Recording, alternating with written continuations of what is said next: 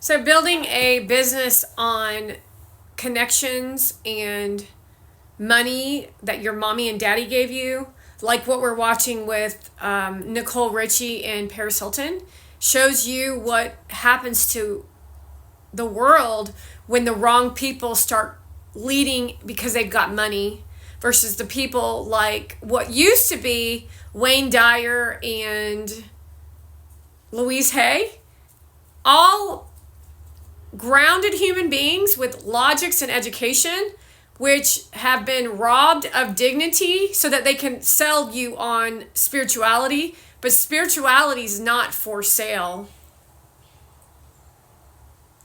And that's for all cultures across the globe, by the way, because India has a version of what used to be a perspective of real spirituality that was for the goodness of the world. However, it's now being used as weaponry. It's also being diluted. It's being abused. I'm not really sure who in the Indian culture is actually fighting for what India in what was used to be known as good aspects of India.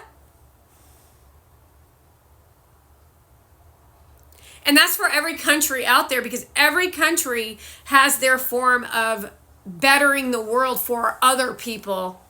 And all we are being abused by with Shu Chu and these people on platform is for a group of people to lie to people, to make money off of them, while trying to always stay in this uplifted. I've never seen this in my life. It's very bizarre to recognize it, of a pedestal existence. Person like Mona Van lives a pedestal existence. Everything that she does in her mind is perfect. Everything that she does is the imagination effect of what she thinks it would look like in fantasy land, and then never puts other people's perspective with she has no self-awareness of what's actually in the room, and then just kind of spews out nonsense. And that works in Iran. It's how Iran has so much anger and so much resentment toward leadership, which is what you saw with the death of their last leader, with the people in the streets. That's actually what goes on inside Mona Van.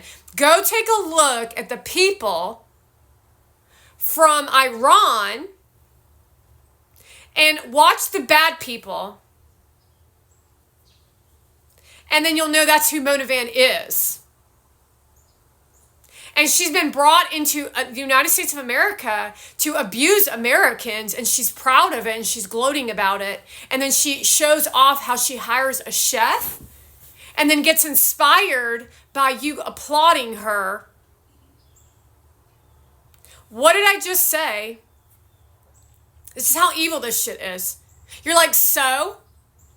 Were you like that? Did you really say that? She gets lifted up not by watching you succeed, but by watching you take your hands and go like this so that she can feel uplifted, when what she really did was take your face and ram it into the dirt.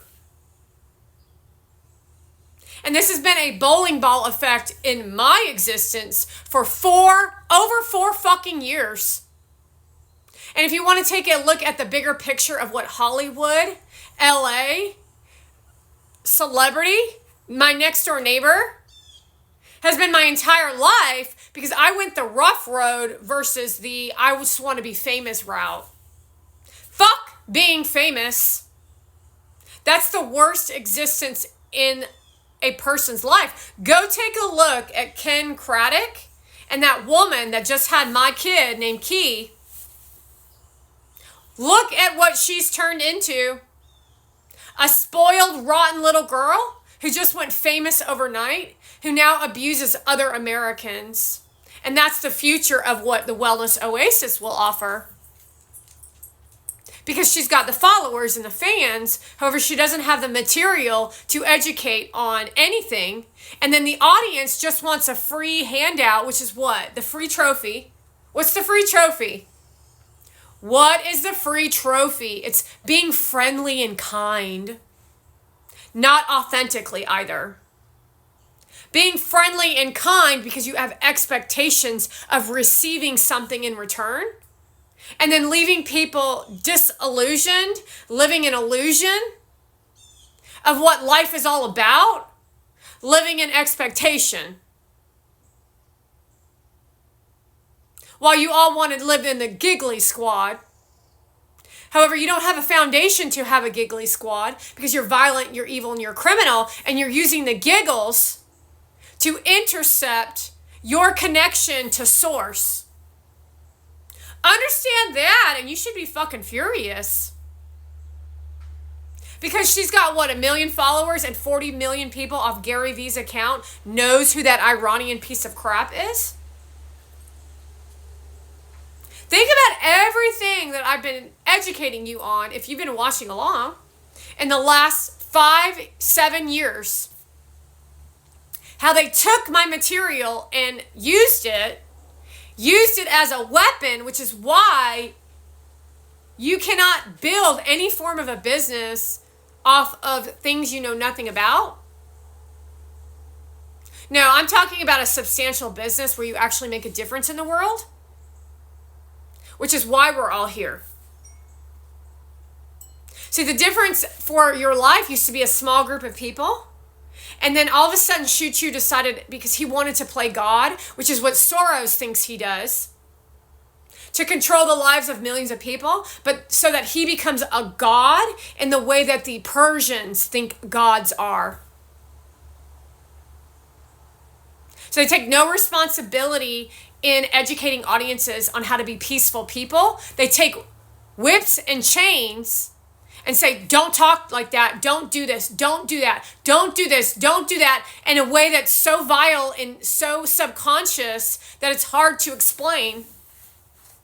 You should be feeling extreme pain currently when you're at the Wellness Oasis at the dinner tonight. You should feel extreme uncomfort, no smiles. You should feel angry inside that you're there. You might bite your husband or your wife's head off if they are brave enough to show up with you. See, the way women operate in yoga is if there's a man, they literally walk up to the man and they know there's a wife sitting right there, like a little puppy dog, and then create an energy in the atmosphere that everyone wants to hook up with your man. And that just ain't the case. For people like me, who's an authentic yoga teacher. For people like Anne, who sees a handsome, attractive man and his lovely wife on the yoga mat. She goes up to the man and she gives him an assist and does the twinkle toes shit on his body while the wife is sitting right there, to the point where he can't even be assisted. Because now she's feeling jealous and insecure because women do steal other women's men. Even if it's in a moment because you don't have professionalism and you're not in the room as a teacher for the right reasons, which is what everything Melissa Wood shows you when she produces her yoga practice. Understand what I'm saying about Melissa Wood as a demonstration of how not to be a yoga practitioner, and Monovan on how to not to be a meditation teacher. Go take a look at her fucking face in today's photograph. That should make an American sick to your fucking stomach. That's like going behind the scenes and say, yeah, I really affected the audience so much. They loved it when I said, and then this and that. And then I was just like, oh my God, I'm so inspired by myself. Look at all the claps and the applause. That's not Wellness Oasis, folks. Yet that's every teacher sitting on a pedestal in front of your face at this event. I know these people. I've been to these kinds of classes before, but I've also done the opposite, or the people that were up to really doing the real shit. While they block the people out from doing their job because they want cash and money, and they've got the connections, and they do it the wrong way instead of the way it's supposed to be done.